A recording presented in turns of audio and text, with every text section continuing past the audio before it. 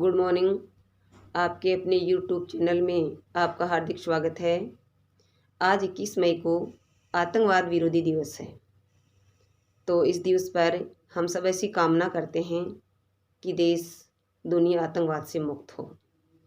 देखिए, आज कोरोना महामारी की कहानी को हमने तकिया कलाम बना लिया है। किसी बातचीत का प्रारंभ और अंत इसी के साथ होता है। हम आज स्टेटस भी इसी से संबंधित लगाते हैं। व्हाट्सएप मैसेज में भी कुछ इस तरह की बातें होती हैं।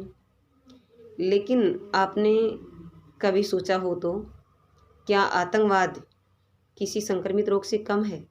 नहीं, मेरे विचार से ये किसी संक्रमित रोग से भी ज़्यादा भयंकर है।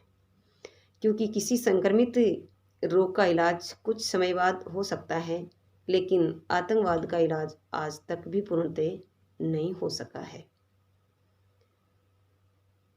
जैसे कहा जाता है कि मनुष्य के लिए सुखी रहना उतना ही प्रयत्नसाध्य है जितना निर्भय भी प्रयत्नसाध्य है।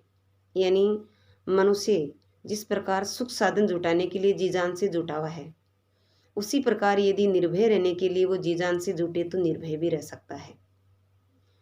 तो जैसे आज यदि हम इस कोरोना महामारी से देश को बचाने की जिम्मेदारी केवल डॉक्टर्स या सरकार की समझे तो मुश्किल है, लेकिन आज हम सब इसमें लगे हुए हैं।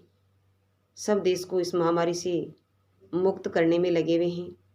तो कुछ ही दिन में हम इसका निदान कर लेंगे, ज़्यादा मुश्किल नहीं है। और इसी प्रकार यदि देश का प्रत्येक नागरिक देश को आतंकवाद से मुक्त कराना चाहे, जिसकी जिस रूप में जितनी जिम्मेदारी बनती है, जितना सहयोग हो सकता है उतना सहयोग करे, तो हमारा देश भी आतंकवाद से मुक्त हो सकता है। तो आज इस दिवस पर हम सब संकल्प लेंगे कि जिसकी जिस रूप में और जितनी जिम्मेदारी बनती है, जितना सहयोग देश को आतंकवाद से मुक्त कराने में हो सकता है उतना करेंगे। और इसके साथ ही मैं कुछ आतंकवादी संबंधी घटनाओं के बारे में चर्चा करूंगी, जिससे संबंधित प्रश्न प्रतियोगी परीक्षाओं में पूछे जाते हैं, जो प्रतियोगी परीक्षाओं की तैयारी कर रहे विद्यार्थियों के लिए महत्वपूर्ण है। तो देखिए आतंकवादी घटनाएं।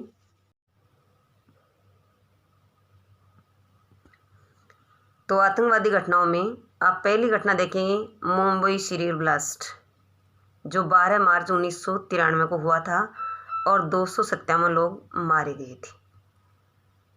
ठीक है, मुंबई सीरियल ब्लास्ट जो 12 मार्च 1993 को हुआ था, जिसमें 257 लोग मारे गए थे।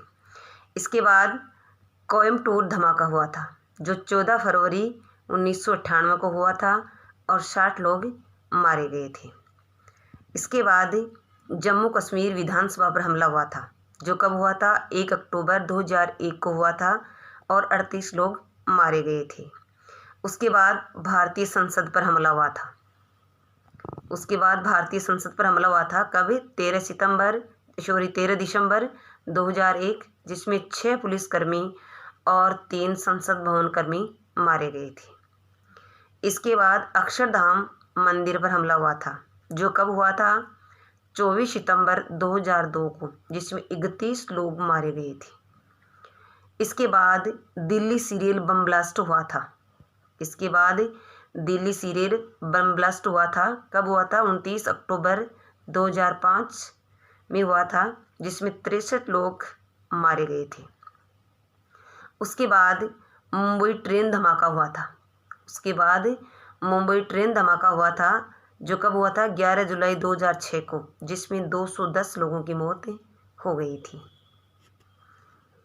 इसके बाद जयपुर विस्फोट हुआ था, कब? 13 मई 2008 को, जिसमें 63 लोग मारे गए थे। उसके बाद 26/11 को मुंबई में आतंकी हमला हुआ था, जो कब हुआ था? 26 नवंबर 2008 को, जिसमें 180 लोग मारे गए थे। उसके बाद पठानकोट हमला हुआ था। पठानकोट हमला कब हुआ था? 2 जनवरी 2015 को, जिसमें 7 जवान शहीद हुए थे। उसके बाद हुआ गुरदास हमला। गुरदास हमला, जो कब हुआ? पंजाब के गुरदास में 27 जुलाई 2015 को, जिसमें 4 जवान शहीद हुए थे। उसके बाद हुआ उड़ी हमला, जो कब हुआ? 18 सितंबर 2016 को, जिसमें 16 जवान शहीद हो गए थे। उसके बाद हुआ था पुलवामा में फिदायनी आतंकियों ने जिला पुलिस लाइन पर हमला किया था, जो कब हुआ था? अगस्त 2017 में हुआ था, जिसमें 4 पुलिसकर्मी और 4 सीआरपीएफ के जवान शहीद हो गए थे। उसके बाद हुआ था पुलवामा हमला, जो कब हुआ था?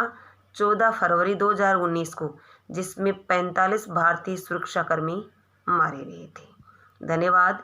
इनके बारे में विस्तार से पढ़ेंगे अगले वीडियो में।